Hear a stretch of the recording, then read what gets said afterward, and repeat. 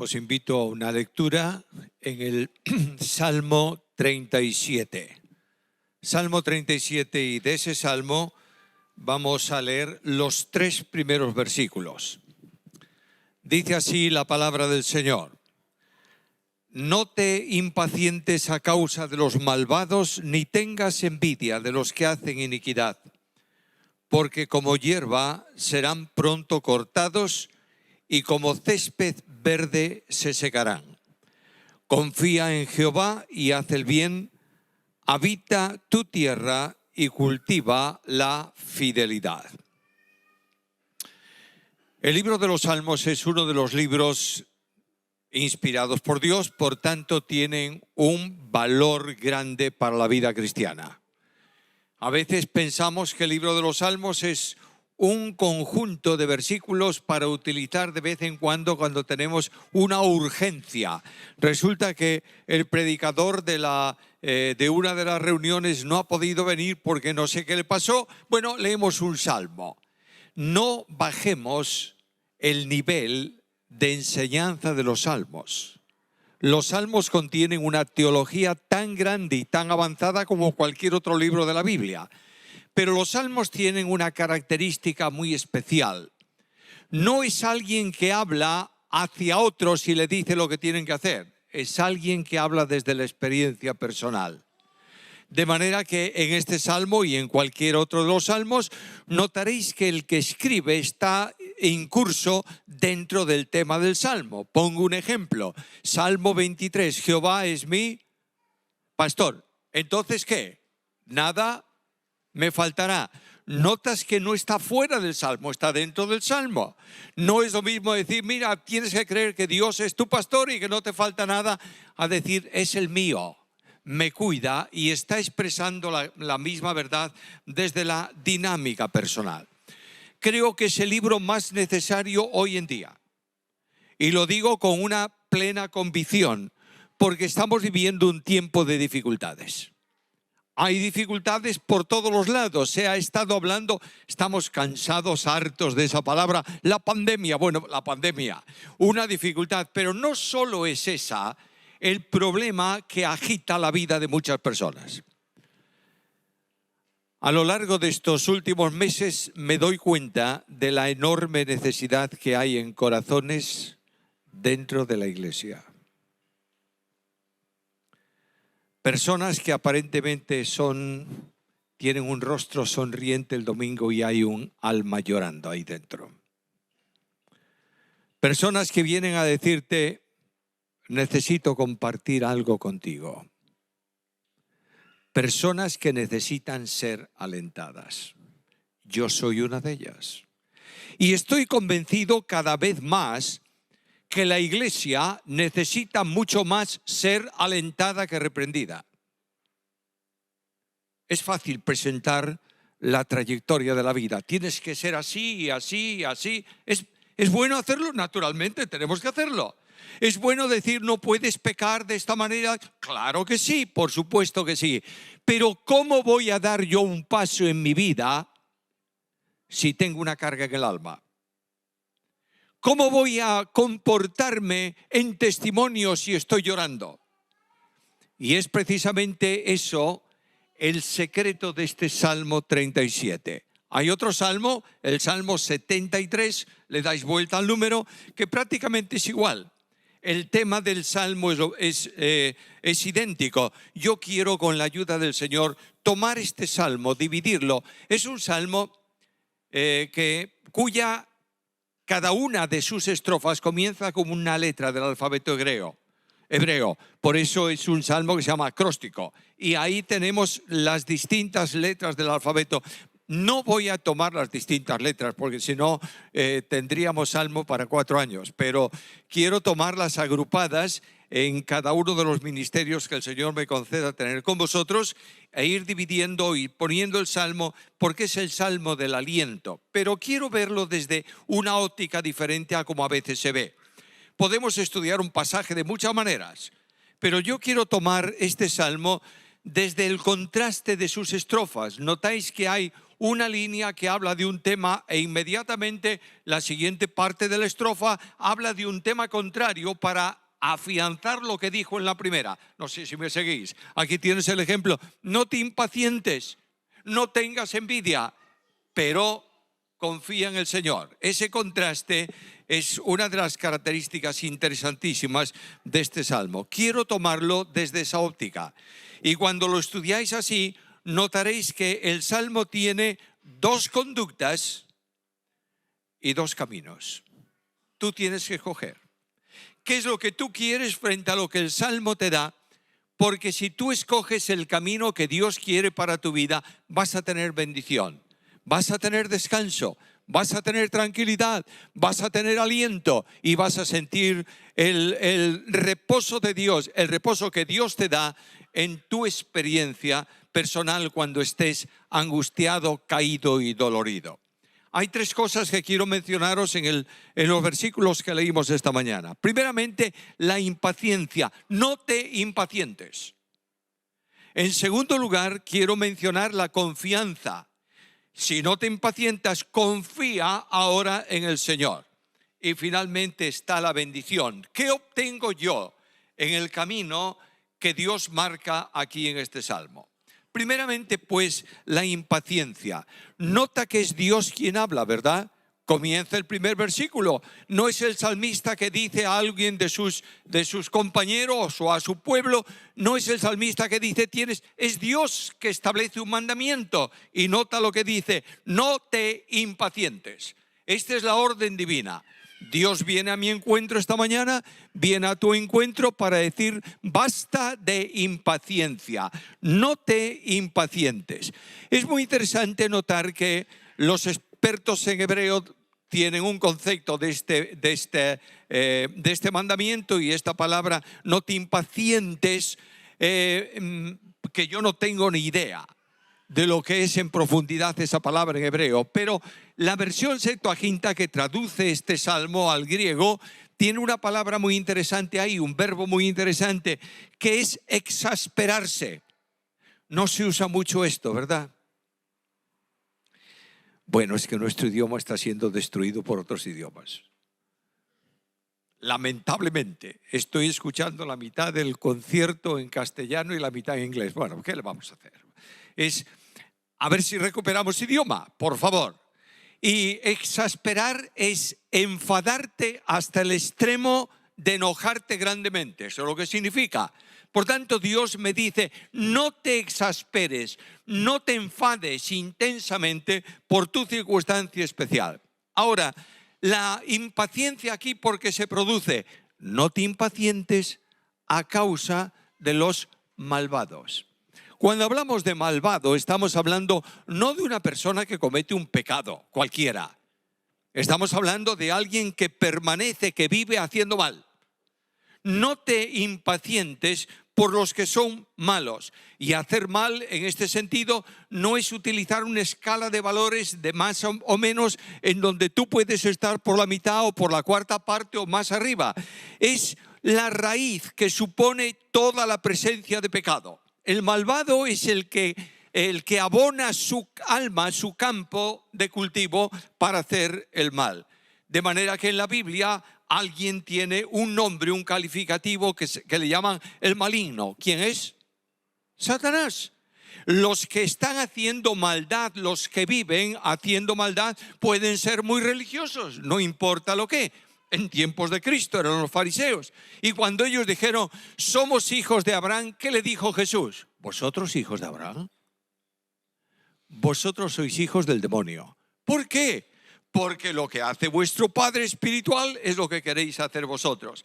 Dios me dice: no te impacientes por estos que son de esta manera. Los malvados en el ámbito religioso son los que dejan de servir a Dios para servir a los deseos mundanos. De otra manera, son también los que utilizan la libertad espiritual y la convierten en libertinaje. Judas lo dice en su carta, en el versículo 4, dice que convierten la libertad en libertinaje. Es decir, como soy libre hago lo que quiero y no importa lo que tengo que hacer, sin reparar que solamente eres libre cuando eres capaz de utilizar las cosas y de despreciar otras cosas. Es decir, haciéndolo con sentido y con capacidad. No es libre el que bebe una botella de whisky. Es libre el que pasa por su lado y no la bebe. ¿Entiendes la diferencia?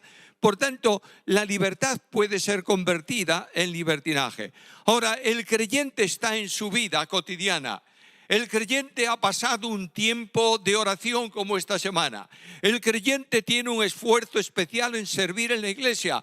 El creyente viene y dedica horas y horas para esta o para aquella actividad y de pronto se da cuenta que su vida es un problema continuado y otros que son perversos están creciendo.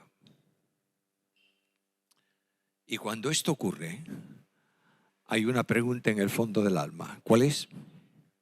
¿Por qué, Señor? Cuando se formula esa pregunta, muchas veces yo la he hecho y la hago.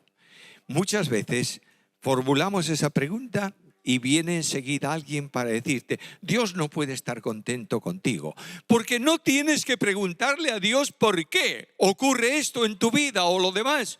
Tienes que preguntarle para qué. No es verdad. Yo admiro a estos héroes de la fe del tiempo moderno, pero mi fe es muy chiquita, ¿sabes?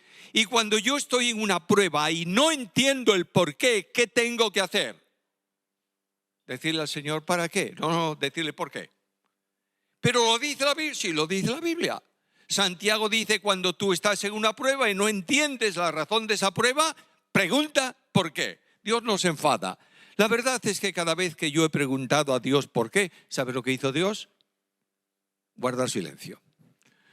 Nunca me respondió al por qué. Y claro está, la razón es muy sencilla, porque el pensamiento suyo, aunque me lo explique, no lo podría entender. Es lo mismo que si un niño de estos chiquitines que está por aquí por la iglesia, le explicamos el problema que sería cruzar por ahí con el semáforo en rojo, viene el autobús, no sé qué. Él no entiende nada de esto. Dice, lo único que yo quiero es cruzar la calle. ¿Por qué no puedo?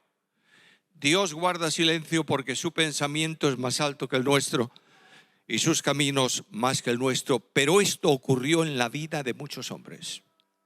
¿Recuerdas a Job?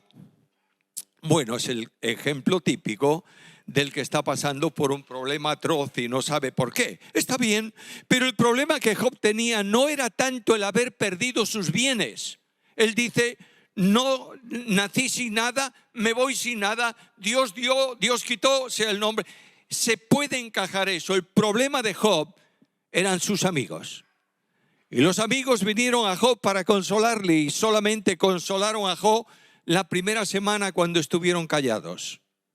Pero inmediatamente que abrieron la boca y dijeron a Job, tú no eres recto porque Dios no trata de esta manera a los que son justos, Job comenzó a sentir el problema y a preguntar a Dios por qué.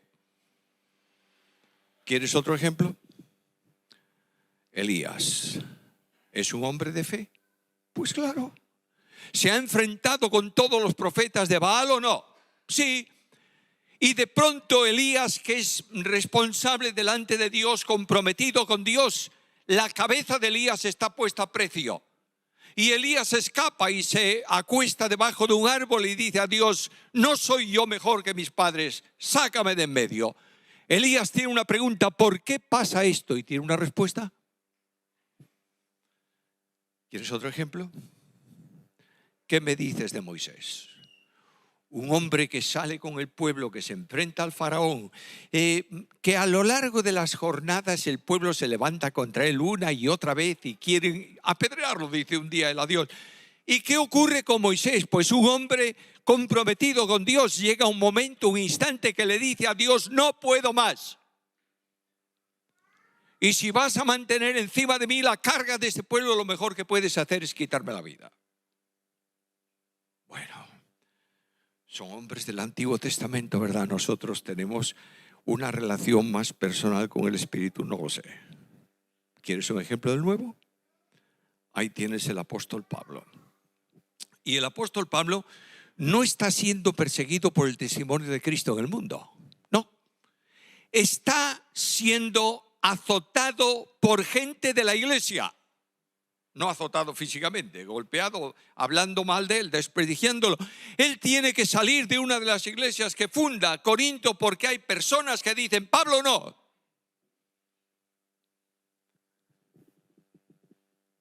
La dificultad en la vida del cristiano está presente por una razón. Por el mundo, Cristo dijo, en el mundo tendréis.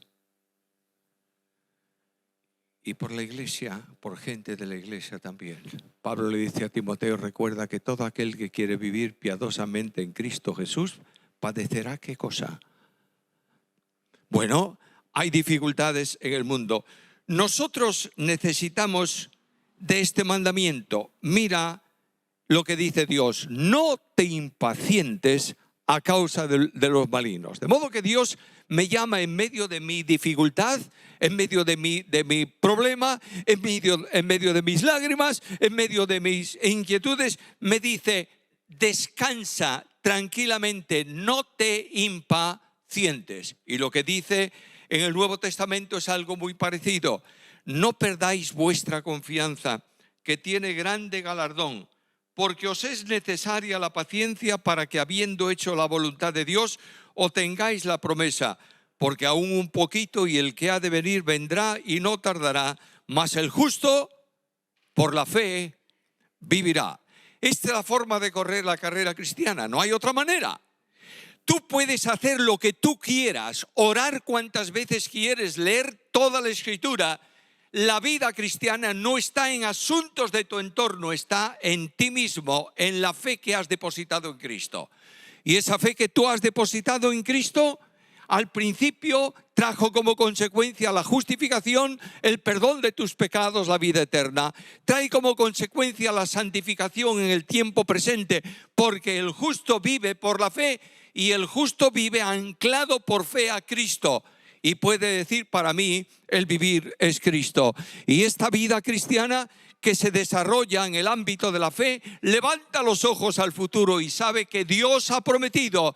Y al final del camino está el Señor. Ahora nota el mandamiento un momento. No te impacientes a causa de los malvados. Presta la atención. No dice el versículo, no te impacientes contra los malvados. Te dice, no te impacientes a causa, por causa de lo que los malvados hacen y de lo que ellos prosperan. Cuando tú te impacientas contra los malvados, te estás impacientando contra Dios. ¿Sabes por qué? Porque le estás diciendo a Dios, ¿por qué estás permitiendo esto? Y estás discutiendo con Dios y estás enfrentándote a la decisión de Dios. Este pecado de impaciencia por los malvados es un pecado propio de niños espirituales. Vamos a orar esta semana ¿por quiénes? Por los niños. Los niños son un tesoro. Yo ahora ya no tengo nietos tan pequeños, pero cuando yo tenía los nietos pequeños y me los traían a casa, ¿sabéis cuál era una gran felicidad del abuelo? Cuando los padres venían a llevárselos de nuevo. Era fantástico, porque esos niños tenías que estar con los ojos abiertos permanentemente a ver qué está haciendo. Y oye, lo sabéis por experiencia, cuando un niño está callado, malo. Ahí tenemos el problema. Los niños espirituales, los infantiles, están viendo a los malos para decir, ¿por qué yo no tengo lo que tiene él? Y aquí viene la segunda advertencia del versículo. No tengas envidia de los que hacen iniquidad. No dice no tengas envidia porque tú quieres hacer iniquidad, simplemente no tengas envidia de ellos. Es decir, no desees lo que ellos tienen. Cuando alguno está en tribulación, está en dificultades, cuando tú estás en tu casa en silencio porque tu corazón llora, como dije al principio, cuando tienes un problema grave encima de ti que no sabes cómo arreglarlo, inmediatamente el viejo hombre comienza a ver a los impíos y dicen, ¿por qué yo no tengo lo que tiene aquel? Es más, Todavía es peor si tú consideras a los impíos como lo que son y te consideras a ti como justo. Satanás hace nacer razones para que sintamos disgusto con el comportamiento de Dios. Y cuando tú dices, ¿por qué yo no tengo lo que tiene Él? No importa que sea algo físico en el mundo, alguna propiedad o lo que sea, o que sean cuestiones dentro de la iglesia. ¿Por qué yo no estoy puesto en este lugar? ¿Por qué yo no tengo aquello? Cuando tú tienes envidia, automáticamente no puedes recibir las bendiciones de Dios. Antes comenzó hablando de los malignos, ahora de los inicuos. El maligno es el que vive permanentemente en pecado. El inicuo es aquel que, conociendo cuál es la voluntad de Dios, se levanta contra ella. De otra manera, hace lo contrario a lo que Dios determina. Y cuando tú estás rodeado de inicuos, vas perdiendo sensibilidad en relación con ellos y deseando tener lo que ellos tienen. Hay un asunto difícil, y es que cuando tú repites mucho un concepto, aunque sea equivocado, llegas a asumirlo como una realidad. De manera que muchas veces hablamos del pecado en general. Yo he caído muchas veces en esto. Bueno, es que este pecado es propio del mundo. Y este otro pecado, eso es natural en el mundo. No, señor, no es ni propio ni natural, ni del mundo ni de nada. El pecado no es propio ni es natural. Pero cuando tú te involucras en un concepto de este tipo, llegas a asumir que es natural y es propio que la gente practique esos pecados que están abiertamente condenados por Dios. Los malvados, en vez de ser envidiados, deben ser vistos con horror. ¿Sabes por qué? Porque son enemigos de Dios. La prosperidad de los malvados es una trampa que Satanás pone delante de mi vida para que sienta envidia. Y lo que ellos tienen lo pone delante de mí para fascinarme, para decirme, ¿por qué tú no tienes eso? Es muy raro, muy incorrecto, muy extraño. Haz esto, envidiar cuando tú tienes más. Y cuando yo voy a la Biblia leo lo siguiente: todo es vuestro. Vosotros sois herederos de Dios, coherederos con Cristo. Y el apóstol Pablo dice, la vida, la muerte, lo pasado, lo porvenir, todo es vuestro. Entonces, ¿por qué si tienes todo, tienes envidia de los que tienen menos que tú? Y viene el Señor a proveer aliento para nosotros. Por eso el Salmo me entusiasma. Lo he leído muchas veces con lágrimas, y siempre ha traído aliento a mi vida y a mi corazón. Cuando voy al versículo 2, encuentro la provisión de aliento contra la envidia y la impaciencia. Y dice Dios, mira, porque como hierba serán pronto cortados, y como el césped verde se secará. Son inicuos, parecen verdes, pero van a ser cortados. Por las mañanas, Susana y yo tenemos una costumbre, no sé si decimos un vicio, y es que salimos tempranito a caminar. Y hay que salir tempranito a caminar porque si no pierdes toda la mañana. Muy bien, salimos tempranito a caminar y llegamos ahí después de al campo hacia allá especialmente, y muchas veces hay gente de jardines cortando el césped. Ahí viene la máquina. El día anterior a lo mejor comentamos, mira qué pasto, qué verde está, cuánta hierba, y viene la máquina y todo aquello que era grande el día anterior se convierte en nada. Es lo que dice el versículo. Lo que ellos tienen va a extinguirse porque ellos mismos van a perecer. No tengas envidia. Cuando tú creas que alguien es tratado de una forma distinta o mejor a lo que tú debieras ser tratado, no te equivoques. Si no es de Dios, perecerá.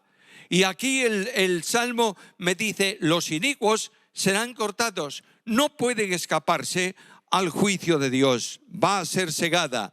La hierba verde se seca. El impío, después de su muerte, termina y toda su gloria se extingue. ¿Te das cuenta? Dios viene a tu encuentro y dice, ¿estás intranquilo? ¿Tienes problemas? ¿Sientes envidia por la forma en que te están tratando? No te olvides de ver las cosas desde la óptica de Dios y no desde la óptica de los hombres. Dios nos dice, no te impacientes. Dios nos dice, no los envidies. ¿Vale la pena envidiar a quienes van a desaparecer para siempre? Y alguien me va a decir, bueno, es muy fácil decir eso del mundo, porque al fin y al cabo el mundo va a perecer, la gloria del mundo se va a pasar, los que no han creído van a desaparecer y no hay recuerdo de ellos. Pero ¿y qué me dices cuando hay injusticias por parte de mis hermanos contra mí? ¿Qué me dices? Escucha, mira las cosas desde la óptica de Dios. Y el apóstol dice que estas personas que viven de esta manera, buscando su grandeza, buscando su gloria, buscando su propósito personal, cuando comparezcan ante el tribunal de Cristo serán salvos, pero así como por fuego. Se ha extinguido todo. Recuerda, por favor, que la obra de Dios no se hace con materiales del hombre. Dios no lo quiere. Se hace con materiales de Dios. Y la Biblia dice que todo aquel que edifica con oro, plata, piedras preciosas, el fuego de la justicia de Dios viene sobre ello y esa obra permanece. Pero a todo aquel que hace la obra de Dios con madera, heno o hojarasca, apariencia de grandeza, pero absolutamente combustible, eso desaparece para siempre. Y habrá manos vacías, sin corona, para poner a los pies del trono de Dios en el día del encuentro con Él, porque han vivido vidas de apariencia. Y han planteado su vida espiritual desde la grandeza del hombre. Y han tratado de imponer su criterio personal frente al camino de Dios. Y esa obra perece y Dios te dice, tranquilo, vive conforme a mi voluntad y serás bendecido. Ahora algo más. No solamente dice, estate tranquilo y confía, dice algo más. Haz el bien. No es una vida, la vida cristiana victoriosa no es una vida que te golpean y te quedas ahí y dices, bueno, que me den otro golpe, porque al fin y al cabo todo aquel que sufre es... No, eso es una tontería. La vida cristiana no es de inactividad. Me empujaron, me pusieron ahí me quedo. Dice el texto bíblico, mientras confías en el Señor y descansas, haz el bien. ¿Por qué? Porque este es Jesús. La vida cristiana no es hablar de Cristo. La vida cristiana es vivir a Cristo. La vida cristiana no es un discurso sobre Cristo. Hay personas que tienen un conocimiento intelectual acerca de Cristo tremendo. Pueden definir a Cristo, su naturaleza, su obra, sus milagros, la dimensión, su encarnación, etcétera, etcétera, etcétera, todo cuanto tú quieras. Pero desconocen a Jesús porque no viven a Jesús. ¿Te das cuenta de esto? La grandeza de la vida cristiana es vivir a Cristo. Y cuando pregunto a Cristo, ¿cómo es el ejemplo que tú me das para hacer lo que tú dices aquí en el Salmo? Haz el bien. Pedro me dice en uno de sus discursos, vosotros conocéis que Jesús fue el hombre que anduvo haciendo bienes. Cuando tú haces bien, te olvidas de tu entorno. Y no importa quiénes sean, procuras ayudarlos y bendecirlos. De manera que ahí tienes a un Jesús, despreciado por las gentes, ¿sí o no? Sí. Multiplica los panes para dar a la multitud. Ahí tienes un Jesús cuestionado por los líderes religiosos de su tiempo. Pero es un Jesús que dice a la mujer pecadora, yo no te condeno. Vete y no peques más. Ahí tienes un Jesús que ve a un leproso y no lo mantiene en la distancia, le toca y le sana. Este es el Jesús que anduvo haciendo vienes. Y lo que dice el texto bíblico es tú así, de la misma manera. ¿Por qué? Porque para mí el vivir es Cristo. ¿Notas esto? He dicho esto varias veces, perdonadme la insistencia, pero creo que es de capital importancia. La Iglesia de Cristo ha perdido a Cristo. Y Cristo es el gran desconocido de la Iglesia de Cristo hoy. Y podemos cantar sobre Cristo. Y podemos mencionar a Cristo en la oración. Pero Cristo no está presente muchas veces en la congregación de cristianos y no está presente en nuestra vida personal. Para mí, el vivir es Cristo. Y este Cristo que hace bien me enseña un corazón generoso. No importa quién sea. ¿Puedes hacer bien? Haz el bien. Me presenta una vida que no guarda rencor para nada, que no tiene envidia de nada. Me presenta una vida de confianza permanente en el Padre Celestial. Me presenta una vida de oración personal e individual con Dios en una entrega incondicional de lo que Él es. Me presenta una vida, como se ha mencionado también esta mañana, en donde el Dios de la gloria agoniza en Getsemaní por amor de nosotros. Y me presenta la grandeza de aquel que hace bienes y no tiene ninguna inquietud. Mira, por favor, los discípulos de Jesús, la última cena. ¿Cómo están ellos? Inquietos. ¿Qué dice Jesús? No se turbe vuestro corazón.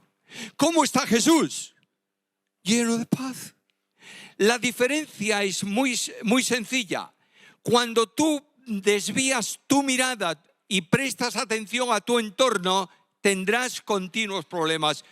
Es necesario recuperar la mirada de Jesús y que la vida cristiana se desenvuelva puestos los ojos en Jesús. Almas intranquilas son las que ven a otros, pero no ven a Jesús. Debemos avanzar a la última cuestión del tema de esta mañana. Hay 2 mandamientos y hay 2 bendiciones. Versículo 3. Confía en Jehová y haz el bien, y ahora habita tu tierra, cultiva la fidelidad. Los técnicos, los expertos en hebreo dicen que este versículo es complejo para traducir. Bueno, puede ser. Pero lo que está diciéndome aquí es algo muy sencillo. Habita tu tierra significa que hay una bendición especial en el lugar donde Dios te ha colocado. Dios te ha colocado en una tierra que fluye leche y miel, dice a los del pueblo de Israel. Y a ti te ha colocado en un lugar de bendiciones especiales para tu vida espiritual. Dice el texto, puedo parafrasearlo de esta manera: habita la tierra en descanso, donde no hay inquietud que pueda turbarte. Dios nos está llamando a esta experiencia personal. Nosotros entramos en el reposo de Dios. ¿Por qué nos envuelve la inquietud? Lo que manifestamos por fuera es lo que hay en nuestro corazón. No te olvides, de la abundancia del corazón habla la boca. ¿Qué es lo que llena tu corazón esta mañana? ¿El Espíritu Santo? ¿Estás viviendo la plenitud del Espíritu? Sí. ¿Seguro? El fruto del Espíritu es paz. ¿Tienes paz? ¿Tienes descanso?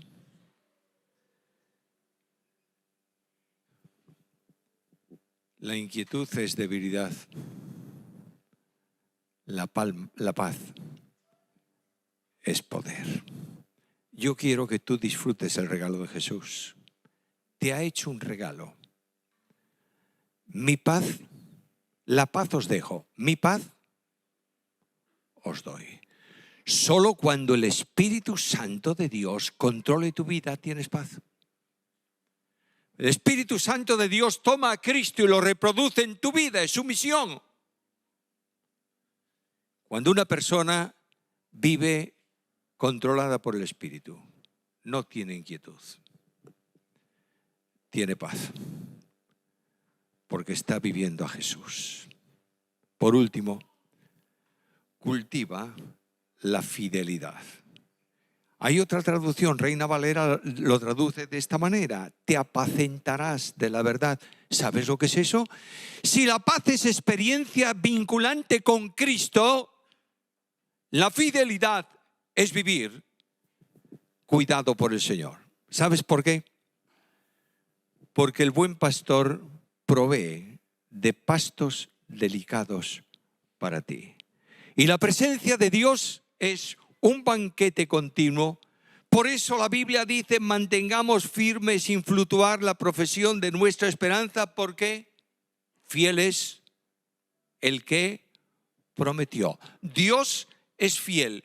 Y el secreto victorioso de una vida cristiana es que ponga los ojos en Cristo, para que la aflicción tuya y mía, propia del mundo, no te fatigue hasta desmayar. Gente desmayada es la gente que ha perdido de vista la gloriosa persona de Jesús. Impaciencia o confianza. ¿Qué camino quieres seguir? Es una decisión que tienes que tomar esta mañana. Dios te está indicando: hay dos caminos. En uno no hay bendiciones, hay inquietud. Otro de confianza, en donde hay bendiciones. ¿Qué camino quieres tomar hoy? No se trata de ser más practicante o menos practicante. Se trata de decir: Señor, este es el camino, yo quiero andar por él. Dios ajustará tu vida. Pero el secreto de la paz, ¿sabes cuál es? Dice Isaías: tú conservarás en completa paz aquel cuyo pensamiento en ti persevera, porque en ti ha confiado. Muchas veces tendrás que sufrir, sentir la presión de Dios cambiando tu vida. Nosotros tenemos en casa un piano. Cuando subieron ese piano desde la calle al cuarto piso, yo no lo subí, pero los que lo subieron saben que un piano pesa. Llegó el piano al cuarto piso, una manta allí en el hall del piso, piano encima, y arrastran el piano para adentro, y ahí hay ondulaciones, el piano plan, plan, plan, plan, plan. Al fin llegó a destino. Lo pusieron arrimado a la pared, y un piano golpeado, ¿sabe lo que le pasa? Se desafina. Cuando yo abrí la tapa del piano y me senté y puse los dedos en el teclado, dije: madre mía. Bajé la tapa urgentemente, llamé al afinador, vino el afinador al otro día, y yo estuve viendo cómo el hombre afinaba el piano, sacó su llave, puso en el clavijero esta cuerda, su diapasón oía, volvía a apretar y tal.